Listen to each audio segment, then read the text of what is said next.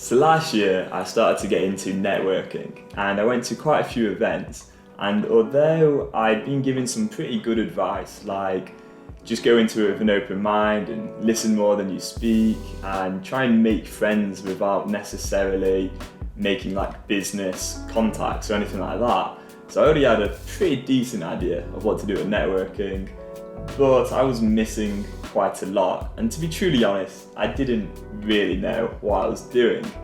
Now, last week I went to this networking masterclass, which really changed my mind on networking as a whole and provided some really valuable tips, which I'll be sharing in this video. So the networking masterclass that I attended included two presentations, one by Simon Edmondson and one by Tim Turnant.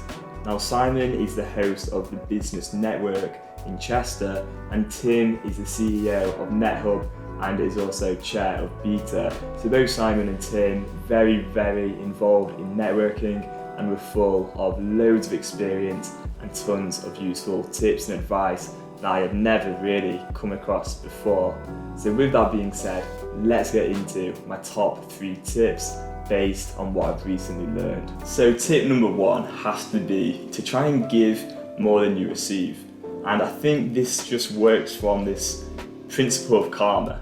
And it was really weird because literally on the same week that I went to this networking masterclass, I had an incident where I was just like, okay, well, that's karma if anything's ever karma. And someone who was homeless asked me for some money and I was like, yeah, sure. I went into my pocket and I gave him what I had.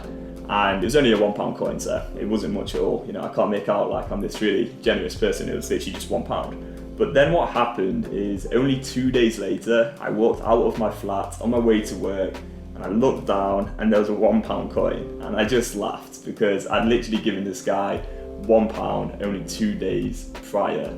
And so that's kind of how networking works in a way, is that you might not get the results that you want straight away by giving to other people. But if you focus on giving more than receiving, eventually things will fall into place. And the other thing that I definitely learned from this networking masterclass is that you might be talking to someone who's not even in your field, not in your industry, and you might think, well, how are we really going to help each other? But that's totally okay, because consider that they're also going to other networking events, and so they might meet someone that you can help or that can help you. And so that is tip number 1, is to focus on helping and giving more than receiving. On a practical level, how do you do that? I think the first thing is to just consider, well, this person's a human being and really how can I make their day a little bit better? So active listening, first of all, really try and hear what they're saying instead of just concentrating on what you're going to say next and thinking about yourself, because every interaction is an opportunity to help someone. That person could be having a bad day and just really listening to them and maybe asking the right questions and trying to be friendly might brighten up their day a little bit, who knows. And then the other thing is to consider, well, who do I know already in my network and how can I maybe put them in touch with someone I know and help them in some way. And there's countless other ways that you could help that person in one way or another. So that's tip number 1. So the second tip is really about being patient in building your relationships with people.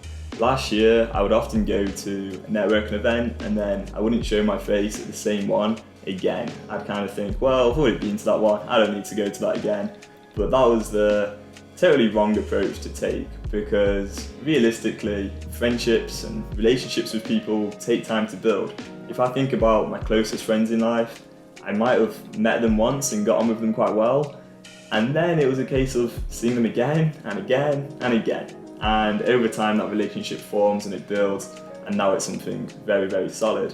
And I suppose it might be sort of similar when it comes to networking, that we want to go to one event, meet someone, maybe we get on with them really well, and then we go to the same event again and again and again, and really build that relationship up so that we can understand that person better, so that we can then identify their needs and figure out ways of helping them more in the future.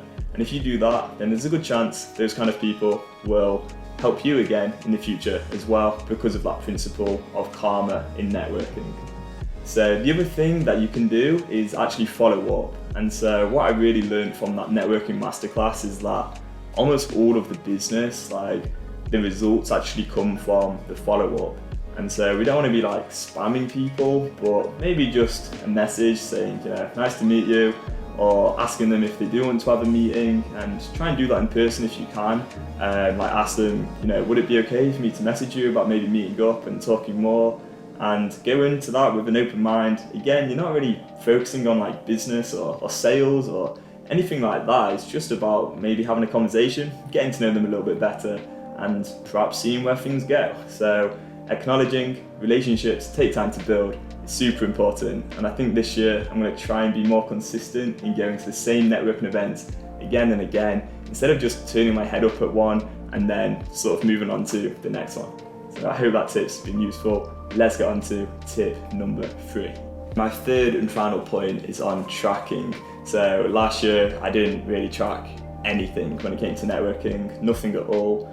But if I think about it, I was doing quite a lot of tracking of social media, whether that's just seeing the followers go up or how many likes we're getting, that kind of thing.